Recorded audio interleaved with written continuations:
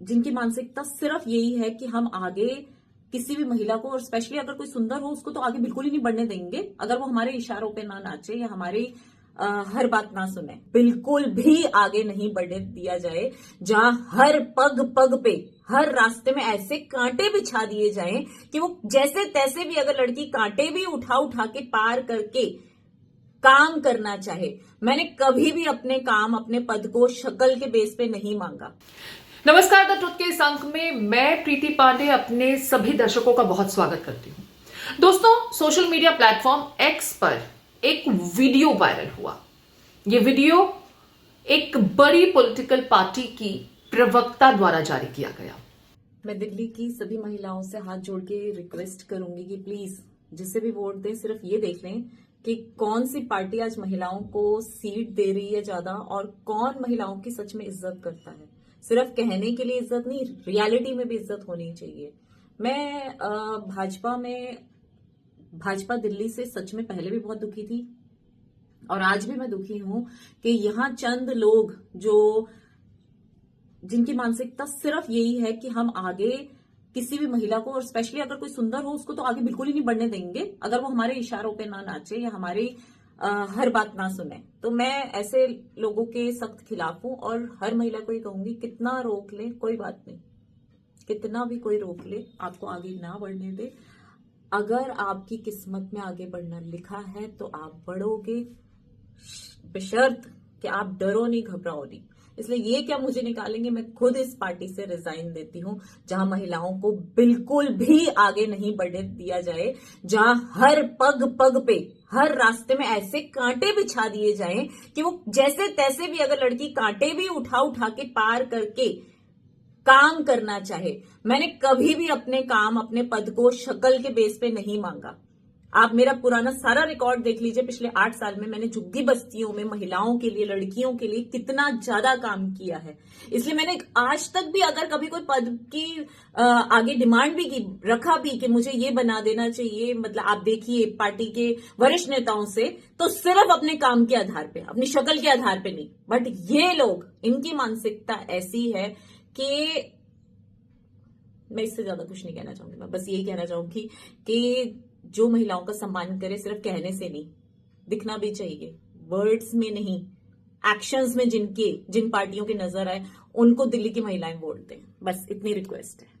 इस वीडियो में उक्त पार्टी का प्रचार प्रसार नहीं किया जा रहा, बल्कि जो प्रताड़ना ये महिला प्रवक्ता झेल रही हैं, उसका दर्द इस वीडियो के जरिए उन्होंने सोशल मीडिया प्लेटफॉर्म एक्स पर बयां किया और दिल्ली की तमाम महिलाओं को ये ताकीद कर दी कि अपना वोट कास्ट करते समय इस बात का ख्याल रखें कि जिस पार्टी ने ज्यादा महिला कैंडिडेट्स को टिकट दिया उन्हें वोट दें, क्योंकि वही पार्टी महिलाओं के हक के बारे में, महिलाओं की आवाज को उठाने का काम करती है। बाकी पार्टियां भले ही तमाम बड़े बड़े वायदे करती हों, लेकिन ऐसा होता नहीं है।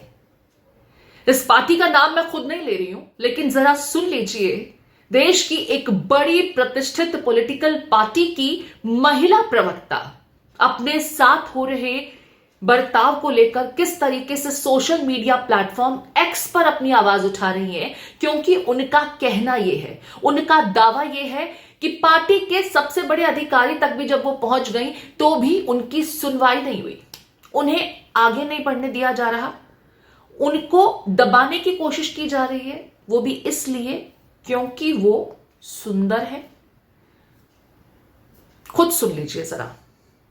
स्कूल, कॉलेज, कहीं अगर किसी स्टूडेंट की बहुत रैगिंग होती है तो वो पहले अपने साथी स्टूडेंट्स को बोलता है कि मेरे साथ सही नहीं किया जा रहा व्यवहार, तो प्लीज मेरी मदद कीजिए। और स्टूडेंट्स को बोलता है वो अपने साथियों को कि कोई तो मदद करे।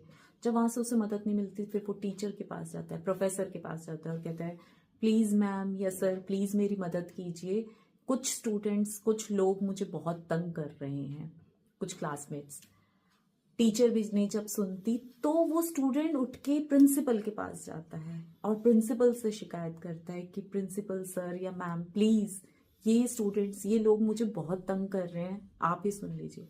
लेकिन यहाँ भाजपा में ऐसा बिल्कुल नहीं है।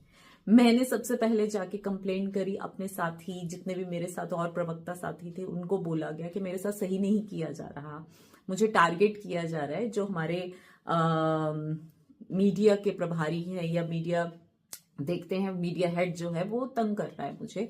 किसी ने नहीं सुना। उसके बाद मैंने सोचा कि मैं जाके अपने अध्यक्ष से कंप्लेंट करूं, उन्होंने तब नहीं सुनी। फिर मुझे लगा अगर दिल्ली प्रदेश की टीम नहीं सुन रही तो शायद नेशनल टीम के बीएल संतोष जी सुनेंगे।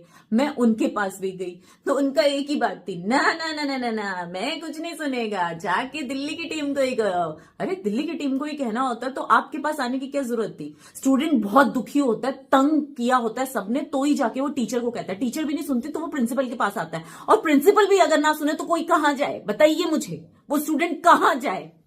ये हाल है दिल्ली की भाजपा टीम का कि ना वो सुनते और ना राष्ट्रीय टीम में बीएल संतोष जी बैठे हुए, ना वो सुनते, और नड्डा जी वो तो टाइम ही नहीं देते कभी मिलने का।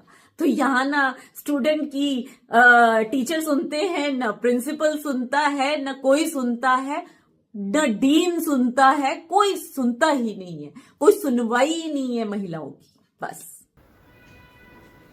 कुछ अजीब है, कुछ अटपटा है ये सुनने में कि देश की सबसे बड़ी पॉलिटिकल जो प्रतिष्ठित पार्टी है आज की तारीख में, उसकी महिला प्रवक्ता ये कह रही है कि उनकी पार्टी में सुनवाई नहीं होती। पार्टी में ऐसा कोई प्लेटफॉर्म ही नहीं है जहां पर उन्होंने जाकर के अपनी आवाज उठाने की कोशिश न की हो और उन्हें मदद मिली हो, उनकी सुनवाई हुई हो। अब जरा सोचिए, जिस पार्टी का ये आलम है कि पार्टी की प्रवक्ता की सुनवाई नहीं होती, वो पार्टी देश की जनता की आवाज, खासकर महिलाओं की आवाज को किस तरीके से उठाने का काम करेगा। हालांकि इनके दावों में कितनी सच्चाई है इसकी डिटेल में हम नहीं जा रहे, लेकिन कहा यह जाता है कि धुआं तब उठता है जब कहीं आग लगी होती है, कहीं चिंगारी तो होगी तभी तो इतना धुआं उठा। और अगर इनके आरोपों में जरा भी सच्चाई है तो उम्मीद ये करते हैं कि पार्टी का आलाकमान अब जागेगा, और जो पार्टी अपनी महिला प्रवक्ता को ही शांत नहीं कर पा रही, कन्विंस नहीं कर पा रही, वो पार्टी देश की महिलाओं को कैसे कन्विंस करेंगी, इसका फैसला देश की महिलाओं पर ही छोड़ देते हैं। द ट्रुथ के इस अंक में फिलहाल इतना ही। मुझे दीजिए इजाजत। नमस्कार।